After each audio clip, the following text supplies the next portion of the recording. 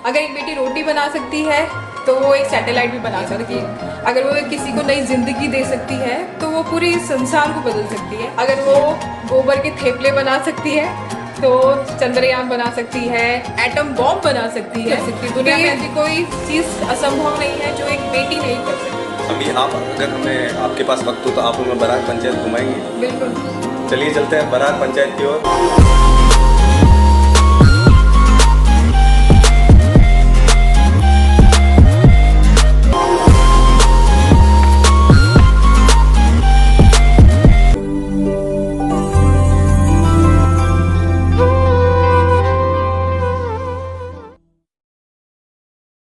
नमस्कार दोस्तों, मेरा नाम है अजय पाल सिंह और आज मैं आप सभी लोगों को मिलवाने वाला हूं बरार ग्राम पंचायत की सरपंच पंकजा सिंह से। जी, आपने बिल्कुल सही सुना, ये एक ऐसी सरपंच है, बहुत सारी चीज़ों की ख्याति है इनके पास में और बहुत सारी चीज़ों की एक्सपर्टीज़ के बारे में जान पहचान है। आपने एक ना एक बार ज़रूर सुना होगा बरार ग्राम पंचायत की सरपंच पंकजा जी के बारे में। आज मैं आप सभी लोगों को उनसे रूबरू कराने वाला हूँ और साथ ही इस वीडियो के माध्यम से मैं आप सभी लोगों को ये बताने वाला हूँ कि महिला सशक्तिकरण कितना ज़्यादा ज़रूरी है मगरे के अंदर, और मगरे के अंदर काफ़ी सारी ऐसी महिलाएं भी हैं जो ऐसी सब चीज़ों को लेकर के रिप्रेजेंट कर रही हैं अपनी ग्राम पंचायत को। वहीं आज हम मिलते हैं पंकजा जी से। मैम, आपका स्वागत है हमारे इस प्यारे यूट्यूब चैनल पे।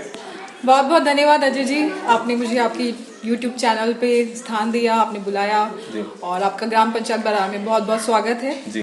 मैम, ग्राम पंचायत की बात हम करते हैं उससे पहले मैं जानना चाहूंगा मैम, आप अपना जो पीहर है वो कहाँ है मैम आपका? मेरा पीहर जवाजा के पास है और अभी हम लोग ब्यावर में सेटल्ड हैं। अच्छा। और क्योंकि बचपन मेरा हमेशा बचपन से हम लोग बाहर ही रहे हैं, गांव में कभी ज्यादा रहे ही नहीं हम लोग, क्योंकि दादाजी के टाइम से ही ब्यावर शिफ्ट हो गए थे तो तब से हम ब्यावर ही रह रहे हैं। और पिताजी की नौकरी थी न्यूक्लियर पावर प्लांट रावत भाटा में, तो मेरी स्कूलिंग वहीं से हुई है। और उसके बाद ग्रेजुएशन मैंने अजमेर से की है, MDS यूनिवर्सिटी। उसके बाद MBA मैंने दिल्ली से किया है। अच्छा, तो मतलब आपने पूरी जो एजुकेशन है वो MBA तक प्राप्त कर रखी है। जी मैम, अगर हम बात करें आपके जीवन के बारे में तो आपने क्या सोच करके मैम राजनीतिक करियर चुना आपने? एक्चुअली मैंने चुना नहीं, ये कोइंसिडेंसली हो गया। अच्छा। क्योंकि हमारा हाउ जी पहले सरपंच रियोड़ा है। अच्छा। और बरार की जनता ने मुझे भी वापस मौका दिया है, तो बरार की जनता का बहुत बहुत आभार कि हम दोनों ही बहुएं बन के आई थी यहाँ पे और उन्होंने हमें आशीर्वाद दिया और सेवा का मौका दिया, तो हम बरार की जनता का आभार व्यक्त करते हैं। जी, आप 2 बार सरपंच रह रखे हैं, तो मैम आपके आने से पहले बरार किस प्रकार का था? बरार में काफी अव्यवस्थाएं थी और कई बार जो जनप्रतिनिधि है वो मिलते नहीं थे, बहुत सारी अव्यवस्थाएं थी।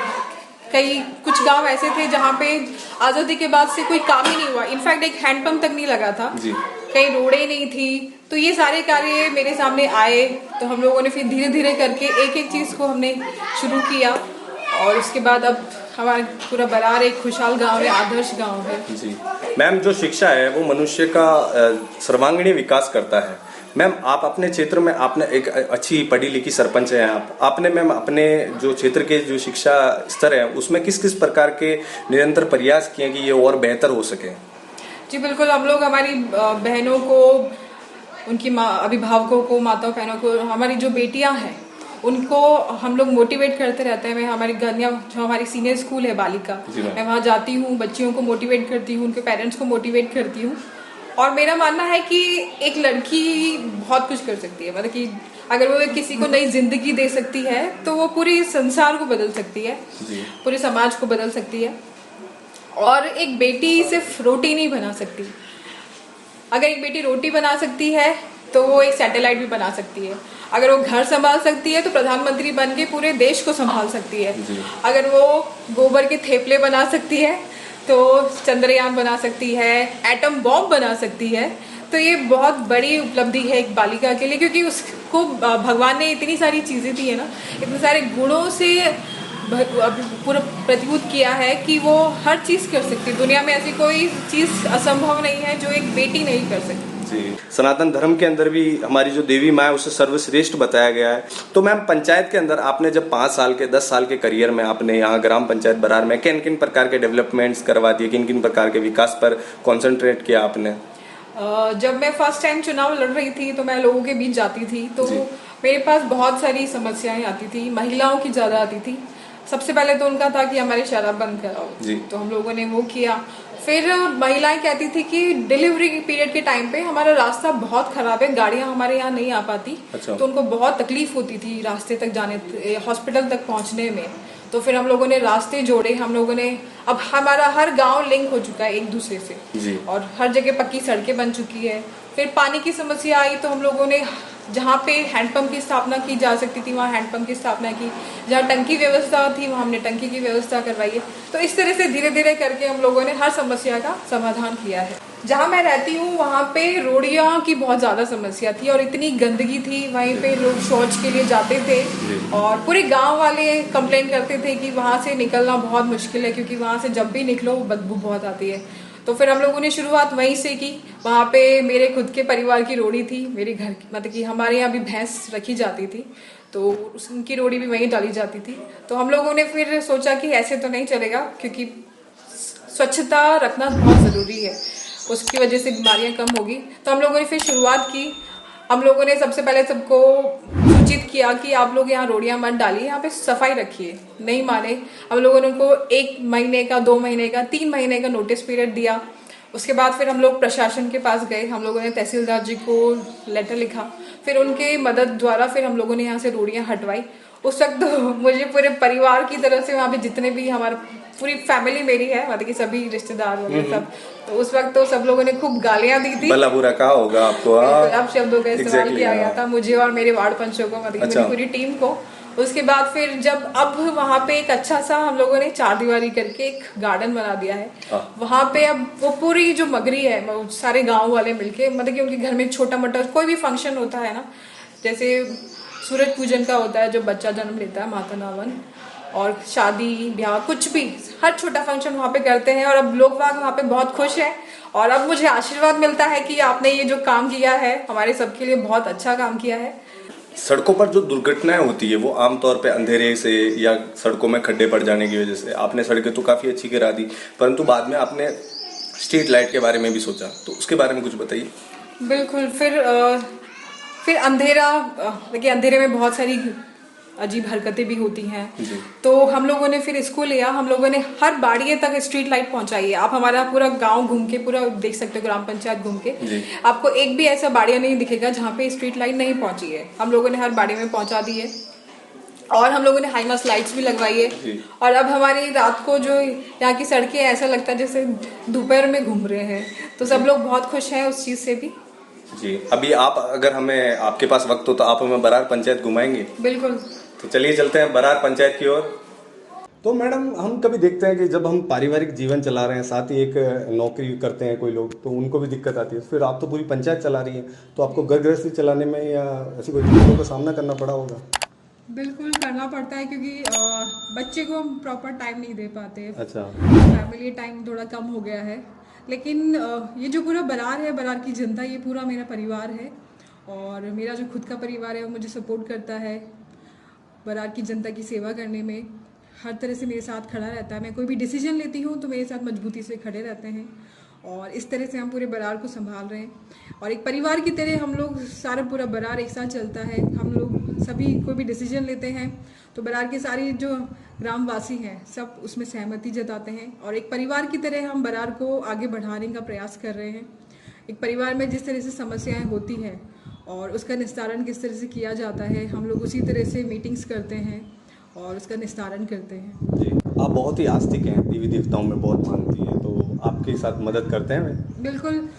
मेरा मानना है कि कर्म ही धर्म है और मैं कर्मों पे बहुत ज़्यादा यकीन करती हूँ और इसी तरह जब अच्छे कर्म करोगे तो भगवान जी आपका वैसे ही साथ देते हैं और हमारे ऊपर माता रानी का वैसे ही बहुत ज़्यादा आशीर्वाद है, क्योंकि हमारे साथ अभी तक जो हमारे विपक्ष है उन लोगों ने कुछ चालें चली थी, पर माता रानी का आशीर्वाद था तो अभी तक सब सही चल रहा है। अभी तक ऐसी कोई दुविधा नहीं हुई है और आगे भी उन्हीं के आशीर्वाद से हम लोग आगे बढ़ेंगे। अभी जो ग्रामीण ओलंपिक्स पिछली बार चल रहे थे, उस तरीके से अभी जो आपके बरार पंचायत के अंदर किस किस प्रकार के गेम्स चल रहे हैं और किस किस प्रकार के गेम्स हैं जो बच्चों को मोटिवेट कर सकते हैं, उन्हें आगे प्रोत्साहित कर सकते हैं? अभी हमारे यहाँ पे एक वॉलीबॉल टीम बहुत ज़्यादा स्ट्रांग है, एसपी क्लब के नाम से, और वो हर जगह जाती है तो जीत कर ही आती है, बरार का नाम रोशन करके आती है और उसको हम स्पॉन्सर करते हैं। और उसके हमारे जो लीडर हैं वो अपू भाई हैं और उनकी जो पूरी टीम है वो बहुत मेहनत करती है, आप देख सकते हैं जी। और एक क्रिकेट टीम है जिसको हम स्पॉन्सर करते हैं और साथ ही बालिकाओं के लिए हम लोगों ने चेस दिया है, बैडमिंटन दिया है ताकि वो भी खेले और इन स्पोर्ट्स में आगे आए। बाकी हमारी बालिका की एक खो खो की टीम बहुत स्ट्रांग है जो ओलंपिक्स में जिले तक गई थी। हमारी वॉलीबॉल की टीम भी जिले तक गई थी और कबड्डी की टीम। तो स्पोर्ट्स में हमारे बच्चे बहुत अच्छा करते हैं। ये हमारे वॉलीबॉल टीम के लीडर है कप्तान अफूस जी। अब हम राज्य स्तर पे खेल के आए हैं जी। और मैं चाहता हूँ कि मैं तो खेल चुका हूँ और मेरे भाई भी ये आगे आगे तक जाए और उनकी बहुत आगे नेशनल तक खेल रही है। और हमारे बरार सरपंच साहिबा भी हमारे को बहुत प्रोत्साहन देते हैं और हमें किट वगैरह फंड पैसों की जब भी ज़रूरत होती है तो ये हमें हमेशा हम जब भी चाहते हैं हमारी हेल्प वगैरह करते हैं और हमें बहुत आगे तक प्रोत्साहित करते हैं। और आप किस तरीके से हमारे जो ग्रामीण क्षेत्र के बच्चे हैं उनको किस किस प्रकार से ट्रेन करते हैं? अभी हम जो ये सर ग्रामीण ओलंपिक हुआ था इसमें हमारी टीम राजसमंद खेलने के लिए गई थी, यानी ब्लॉक स्तर पे जिला स्तर पे गई थी और ब्लॉक स्तर पे सर हमारी टीम प्रथम आई थी। हम आगे भी गए थे, वहाँ पे हम सेमीफाइनल में शायद हार गए थे, लेकिन आगे कोशिश करेंगे कि हम इस बार फाइनल लेके आए। जी, क्या बात है, बहुत बहुत शुभकामनाएं। आप बेरोजगारी एक बहुत बड़ी समस्या है। हम प्रदेश स्तर पर देखें या केंद्र स्तर पर देखें तो हमारा देश कहीं ना कहीं बेरोजगारी से बहुत जूझ रहा है, बहुत परेशान है।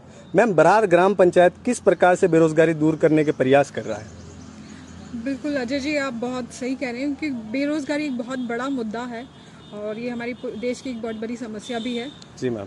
और अगर हम ग्रामीण क्षेत्र की बात करें तो यहाँ पे रोजगार के तौर पे एक नरेगा चलता है और उसके अलावा हम हमारे पंचायत स्तर पे हम लोगों ने एलोवेरा का प्रोसेसिंग प्लांट शुरू करने का अभी चालू किया है।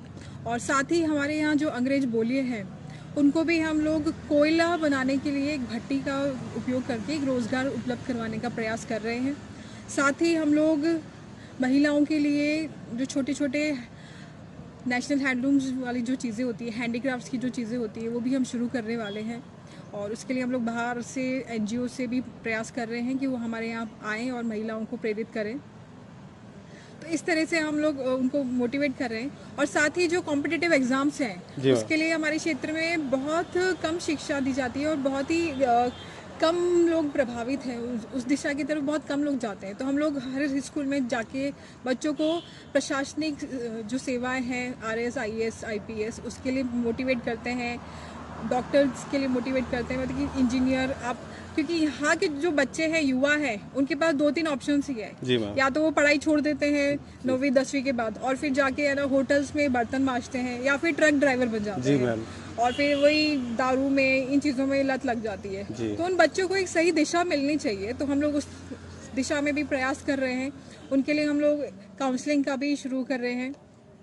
तो ये जो छोटी छोटी चीज़ें हैं शायद बच्चों को एक दिशा दे और वो अपने भविष्य में कुछ अच्छा कर पाएँ, तो हम लोग इसके लिए पूरे प्रयासरत हैं। जी, पूरे कार्यरत हैं पंचायत, ग्राम पंचायत बरार पूरी तरीके से कार्यरत है अपने काम को लेकर के। और बेरोजगारी दर इस प्रकार कहीं ना कहीं हर प्रत्येक पंचायत अगर ऐसा सोचने लग जाए तो बेरोजगारी दर बिल्कुल खत्म हो जाएगी।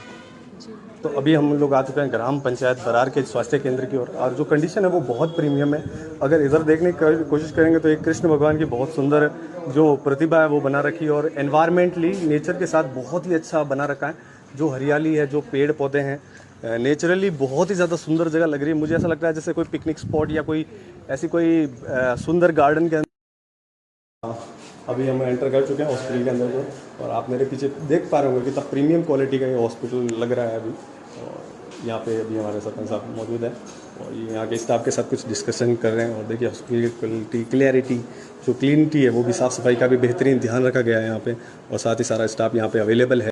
आप यहाँ पे OPD कोऑर्डिनेटर है। सर, आपका नाम जान सकते हैं? मेरा नाम रशीद मोहम्मद मंसूरी है जी। मैं सीनियर नर्सिंग ऑफिसर के पद पर यहाँ कार्यरत हूँ जी। और विगत 35 वर्ष से यहाँ कार्य कर रहा हूँ। जनता का प्रेम और मेरा प्रेम आपस में मैच कर गया। जी, यहाँ पे सर बहुत ज़्यादा साफ़ सफाई है और बहुत अच्छा एनवायरनमेंट है।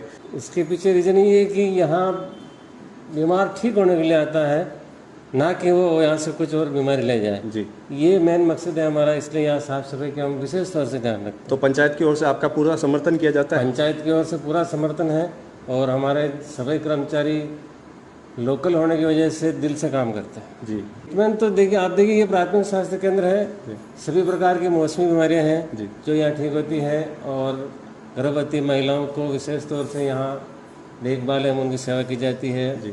और सामान्य प्रसव यहाँ अधिकतर मात्रा में होते हैं। जी ये ड्रेसिंग कक्ष है जी जिसमें मलहम पट्टी की जाती है। एक्सीडेंट केसेस का प्राथमिक उपचार यहीं करके जी उनको ठीक किया जाता है। जी चिकित्सा अधिकारी कक्ष है जी जो काफ़ी सुंदर बनाया गया है और इसमें चिकित्सा अधिकारी अपने तन मन धन से जनता की सेवा करते हैं। ऐसा लगता है जैसे कोई आरएएस ऑफिसर बैठते होंगे अंदर। बिल्कुल बिल्कुल। बहुत ही प्रीमियम बना रखा है।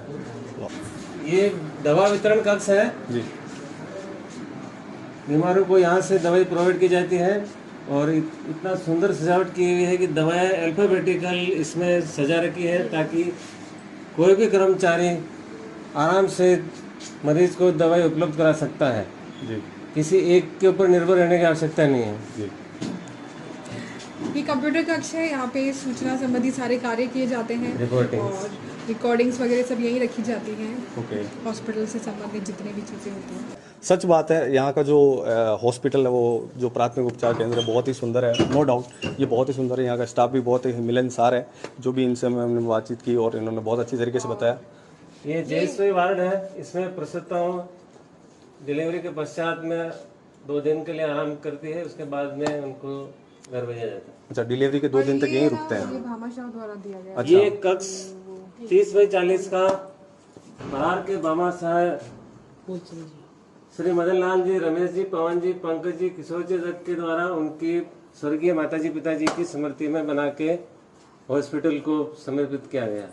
देखिए ऐसे ऐसे बामाशाह है यहाँ पे। इसमें इस भवन के निर्माण में हमारे पूर्व डॉक्टर नरेंद्र कुमावत साहब की प्रेरणा से ये सब संभव हो पाया है और सरपंच साहब के सहयोग से सारा काम पूरा हुआ। जी मैम, यहाँ का जो एनवायरनमेंट है काफ़ी नेचुरल है और काफ़ी अच्छा है। तो ऐसे आसपास के पंचायत के अंदर तो ऐसा काम नहीं देखा गया है। यहाँ की पंचायत ने कैसे इसे पॉसिबल कर लिया और कैसे इस प्रकार इस पंचायत में ऐसा अच्छा डेवलपमेंट, ऐसा विकास हो पाया है?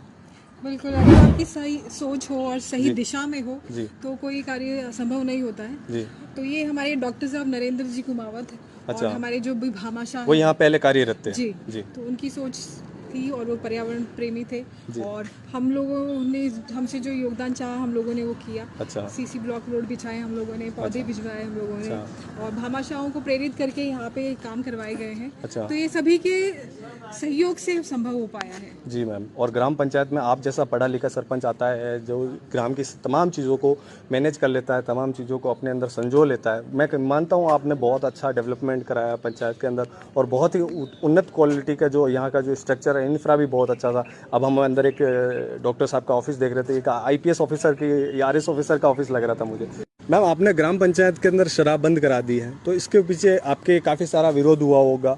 फिर इस शराब बंद कराने के पीछे आपका क्या मकसद था, क्या इरादा था?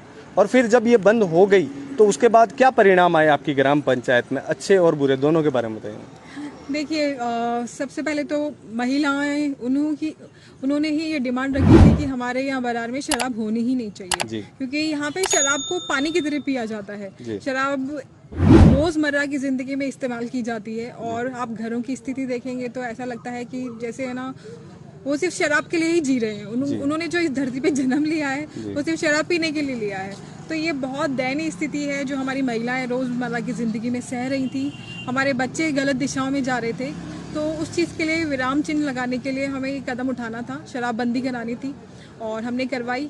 और उससे फ़ायदा ये हुआ है कि 30% फ़ायदा हुआ है कि लोगों को अब शराब लेने के लिए दूसरी पंचायत में जाना पड़ता है। हमारी पंचायत में सरकारी ठेका नहीं है अब। और काफ़ी सारे लोग तो यूँ मन में नाले होते हैं, अब कौन जाए उस गाँव में पीने के लिए, तो वहीं छूट जाती होगी बिल्कुल, मनोवृत्ति। क्योंकि हमारा जो ये क्षेत्र है यहाँ पे इस दारू का बहुत ज़्यादा प्रचलन है और लोगों को अब समझना चाहिए कि दारू आपकी ज़िंदगी खराब कर रहा है, ना कि आपकी ज़िंदगी सुधार रहा है। और अगर आप अपने बच्चों की ज़िंदगी सुधारना चाहते हैं और अपने बच्चों को अच्छी ज़िंदगी देना चाहते हैं तो आपको दारू से मुक्ति पानी पड़ेगी, दारू को बंद करना पड़ेगा। क्योंकि आप देख सकते हैं कि भविष्य में और पूरी दुनिया में आगे से आगे बढ़ा जा रहा है, बहुत विकास हो रहा है हर जगह। लेकिन अगर आप अपना ही विकास सिर्फ दारू की वजह से रोक कर बैठेंगे तो ये सही नहीं है। तो आपको अपने बच्चों के लिए, अपने परिवार के लिए, अपने आगे आने वाली पीढ़ी के लिए इस दारू से छुटकारा पाना पड़ेगा और एक नई दिशा के साथ नई शुरुआत करनी पड़ेगी ताकि आप अपने बच्चों को, अपने घर को एक अच्छा जीवन दे सकें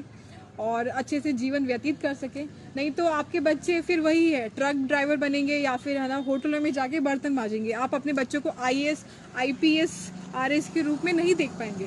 तो ये बहुत ज़रूरी है कि आप बच्चों की पढ़ाई के लिए, उनको आगे बढ़ाने के लिए इन चीज़ों से मुक्ति दिलाएं और खुद भी मुक्ति पाएं, और ऐसा प्रयास करें कि आप खुद भी मेहनत वाला काम करें। यानी कि आप जो भी मेहनत करके कमाई करके लाओ तो उसको सिर्फ दारू में उड़ाएं। अपने बच्चों की शिक्षा में, सही खान पान में उपयोग करें तो आपके लिए अच्छा रहेगा। जी, एक बार आप शराबबंदी को लेकर के पुलिस वालों से भी भिड़ गई थी, उसके बारे में कुछ बताइए। जी, हुआ ये था कि एक गांव है, उसमें है ना एक बंदा गलत तरीके से शराब बेच रहा था, अवैध तरीके से। तो महिलाओं ने कंप्लेन की थी, तो उसके लिए हम लोगों ने फिर आगे पुलिस में कंप्लेन की। तो पुलिस वाले आए भी थे, उन्होंने देखा, पर उनको वहाँ पे कोई सामग्री नहीं मिली शराब से संबंधित। तो उसके बाद महिलाओं ने उनसे सवाल किया कि साहब शायद आपने ना सही से जांचा नहीं होगा या ऐसे। तो उन्होंने ऐसी बातचीत शुरू की, तो उस पर पुलिस सब भड़क गए थे, जो पुलिस अधिकारी थे वो उस वक्त भड़क गए थे, और उन्होंने महिलाओं को ही धमकियां दी थी। अच्छा। कि मैं आपको है ना, अगर आप ज्यादा बोलोगे तो मैं आपको थाने में बंद कर दूंगा। अच्छा, आप वहाँ मौजूद थी उस वक्त? बिल्कुल, मेरे सामने बोला था उन्होंने। तो फिर ये हम लोगों से सहन नहीं हुआ कि आप पुलिस अधिकारी होते हुए आप महिलाओं को इस तरह से कैसे धमका सकते हो, वो भी शराब को लेकर। तो फिर हम लोग वापस गए, हम लोग भीम गए, विधायक साहब से हमने मदद मांगी। विधायक साहब के सामने फिर उस थाना अधिकारी जी को हम लोगों ने बात की, और फिर थाना अधिकारी को हम लोगों से माफ़ी मांगनी पड़ी, मेरी महिलाओं से माफ़ी मांगनी पड़ी। तो इस तरह से था ये किस्सा। तो देखिए आपने, इस तरीके की होती है बरार की सरपंच, आप हल्के में मत लीजिएगा। मैम, आप प्रशासनिक सुविधाएं ग्राम को देने के नाम पे आप अपना जो तनख्वाह है, जो आपकी सैलरी है, वो तक आप निर्धन परिवारों में बांट देती हैं। जी बिल्कुल, क्योंकि मेरे पास बहुत सारे लोग आते हैं अपनी समस्याएं लेकर, और माताएं बहनें भी आती हैं। तो कई लोग ऐसे आते हैं जिनकी आर्थिक स्थिति सही नहीं है, बहुत दयनीय स्थिति में होते हैं। उनके लिए ना कई बार ऐसी स्थिति हो जाती है कि सुबह का भोजन है पर रात का भोजन नहीं है। तो ऐसे परिवारों के लिए फिर मेरे मन में आया कि ठीक है, हम लोग अगर सरकारी तंत्र में ऐसी कोई व्यवस्था नहीं है कि आप उनके लिए कुछ ऐसी व्यवस्था कर पाओ। फिर मैंने सोचा कि ठीक है, मेरे पास, मैं सक्षम हूँ, तो मेरा जो मानदेय आता है उसको क्यों ना मैं गरीब परिवार में दान करूं या फिर उनकी किसी तरह से आर्थिक सहायता कर सकूं। तो फिर मैंने वही शुरू किया, और मैं अभी तक करती आ रही हूँ, लोगों को देती हूँ जिस तरह की भी उनको आर्थिक सहायता चाहिए होती है।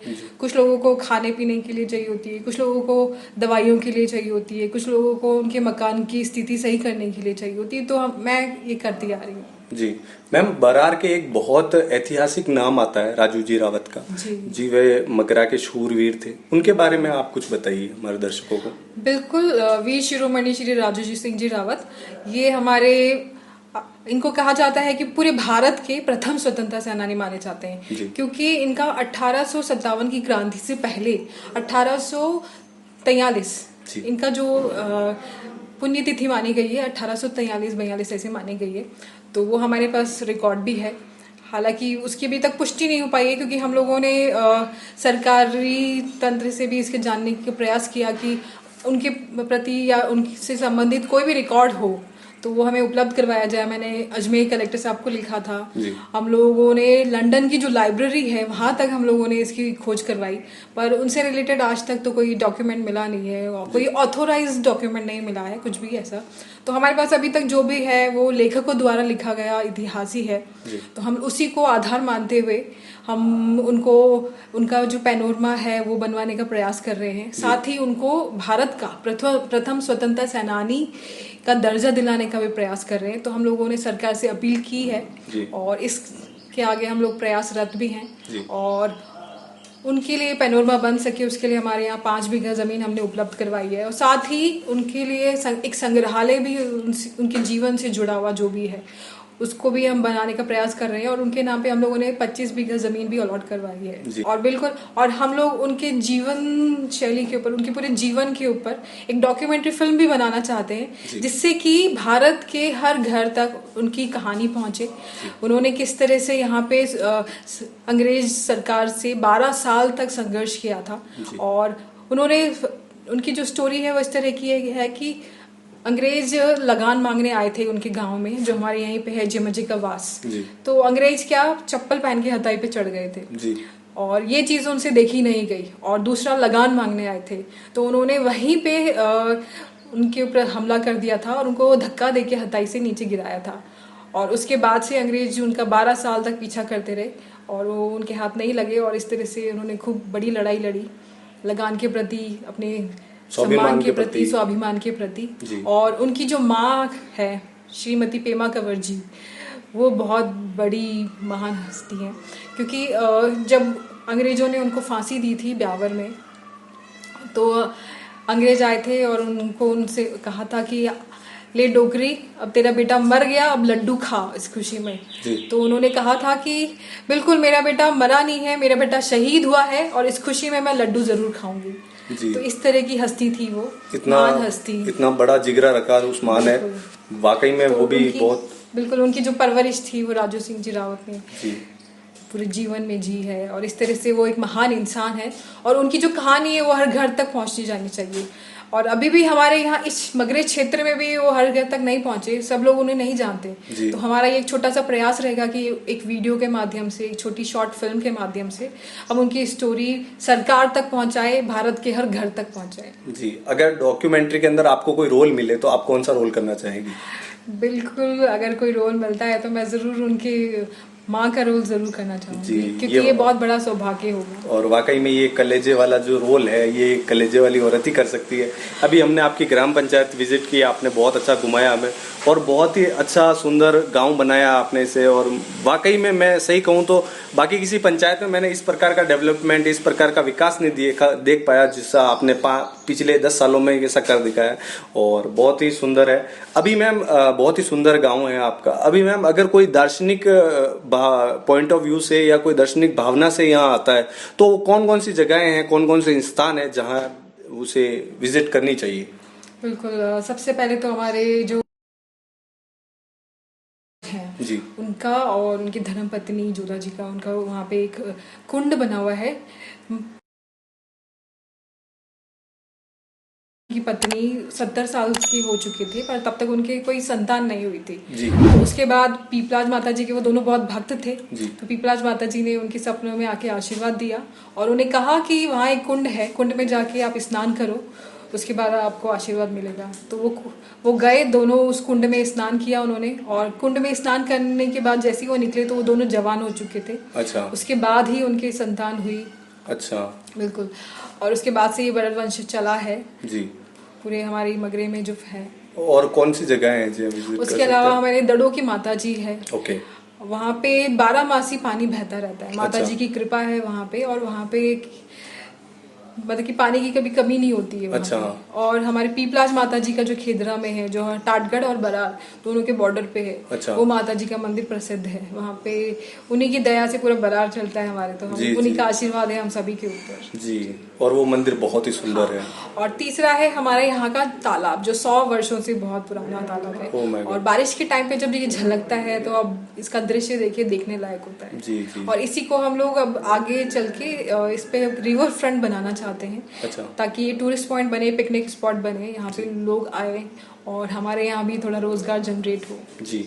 वैसे अभी मैम जो बरार ग्राम पंचायत है, ये काफी सारी डेवलपमेंट हो चुका है, काफी सारा विकास हो चुका है, पर आप अपने पॉइंट ऑफ व्यू से बताइए कि आने वाले टाइम में जो बरार पंचायत है वो किस प्रकार की होगी, किस किस प्रकार का विकास यहाँ देखने को मिलेगा? बिल्कुल, आने वाले समय में बरार और आपको एक नए रूप में मिलेगा। जी। हमारे यहाँ पे जैन समाज भी बहुत अच्छे उसमें है और जैन समाज का हमारे यहाँ भामाशाहों के तौर पे बरार के विकास में उनका बहुत अच्छा योगदान भी रहता है। तो हम लोग उनके जो महावीर स्वामी जी हैं उनके नाम पे एक प्रवेश द्वार बनवाना चाहते हैं, वो बनेगा। और उसके बाद हमारे जो मैंने आपको जैसे बताया तालाब को हम रिवर फ्रंट बना रहे हैं। उसके बाद जो छोटी कनेक्टिंग रोड्स हैं हम उनको कनेक्ट करने का प्रयास कर रहे हैं। साथ ही बरारवासी सब बहुत बड़े धर्म प्रेमी भी हैं और उन सभी के सहयोग से गौशाला का भी निर्माण होने वाला है हमारे यहाँ पे, उसमें भी प्रयासरत हैं हम लोग। दूसरा, हम लोग यहाँ पे बरार की जो छोटी मोटी अव्यवस्थाएं जो भी बची कुची हैं उनको भी हम लोग फुलफिल करने वाले हैं। और मेरा मैं काफ़ी समय से है ना सोलर प्लांट का भी सोच रही हूँ, क्योंकि है ना बिजली की काफ़ी समस्या रहती है, बिजली कई बार कट हो जाती जी। है और बिजली का बिल भी बहुत आता और है। ग्रामीण क्षेत्रों में ज्यादा देखा जाता है। बहुत ज़्यादा देखा जाता है। तो हम लोग चाहते हैं कि जैसे कोई गांव हो तो ग्राम पंचायत का भी थोड़ी मदद हो जाए, और जो ग्रामवासी हैं, जो इसका बेनिफिशियरी होगा, उनसे भी थोड़ा बहुत सहयोग लेकर हम लोग एक कम से कम 1 मेगावाट का प्लांट हम यहाँ पे तैयार कर लें, ताकि है ना कम से कम एक गांव को तो बिजली उपलब्ध हो सके। और अगर ये सक्सेसफुल हो जाएगा तो फिर हम ऐसे दूसरे गांवों में भी करेंगे। तो ये हम लोगों को सरकार से भी मदद लेनी पड़ेगी। वैसे मोदी जी ने भी एक योजना निकाली है, वो भी अच्छी योजना है। तो मैं बात कर रही हूँ कि अगर मुझे कहीं से अच्छा फंड मिल जाए सरकार की तरफ से, कि क्योंकि 1 मेगावाट का जो बजट है वो थोड़ा ज़्यादा है। अच्छा। और उस वजह से इसमें थोड़ा डिले भी हो रहा है, क्योंकि इसमें के लिए मैं पिछले 5-6 सालों से प्रयास कर रही हूँ, तो अभी तक नहीं हो पाया है बजट की वजह से। तो जैसे ही मुझे इसका इनिशिएट मिलता है कहीं से, तो हम लोग ज़रूर इसको करेंगे, एक सोलर पावर प्लांट ज़रूर लगवाएंगे जी। और हम लोग ग्राम पंचायत बरार की एक वेबसाइट बनाएंगे, और जिस पे हमारे ग्राम पंचायत के जो मुख्य जगह हैं, जो हमारी प्राचीन जगह हैं, जो हमारे इतिहास से जुड़ी हुई चीज़ें हैं, जैसे हमारे राजू सिंह जी रावत का पैनोरमा हुआ, हमारे पीपलाज माता जी का कुंड हुआ, पीपलाज माता जी का मंदिर हुआ, दड़ोकी माता जी का स्थान हुआ, इन सभी को हम उसमें डालेंगे, जिससे कि और हम लोग बाहर टूरिस्ट पॉइंट बनाना चाहते हैं, तो बाहर के लोगों को इसमें टूरिस्ट को अट्रैक्ट करेंगे। यहाँ पे फंड भी जनरेट होगा, रेवेन्यू जनरेट होगा, इकोनॉमिक पर्पज से यहाँ पे लोगों को रोजगार भी मिलेगा। तो इसलिए भी हम प्रयासरत हैं। और ये थे हमारे साथ आज ग्राम पंचायत बरार के सरपंच पंकजा जी। बहुत ही बेहतरीन सोच और बहुत ही बेहतरीन मुद्दों के साथ में हमने आज बातचीत की, और यही मेरे सवाल समाप्त होते हैं। मैं बहुत ही खुश हुआ इनसे मिलकर के, और साथ ही इनके जो आइडियाज़ है वो मुझे बहुत अच्छे लगे। और मैं तो यही चाहता हूँ अगले आने वाले टाइम में भी आप ही सरपंच हो और इन सब कार्यों में फोकस कर पाएँ। और बहुत ही बेहतरीन रूप से आपने जो यहाँ का गाँव का जो एनवायरनमेंट है और सारी चीज़ों पर, मतलब छोटी छोटी बारीकियों पर भी आपने ध्यान दिया है, और ये सारा काम करा करके सही में मैं तो बहुत खुश हुआ। मैंने आज से जब पहले का बरार देखा था उसमें और आज में बहुत फ़र्क है। आप ऐसे ही दिन दुगनी और रात चौगनी तरक्की करें, और ईश्वर आपको ऐसी कामनाओं के साथ मेरा आज का ये वीडियो समाप्त होता है। धन्यवाद।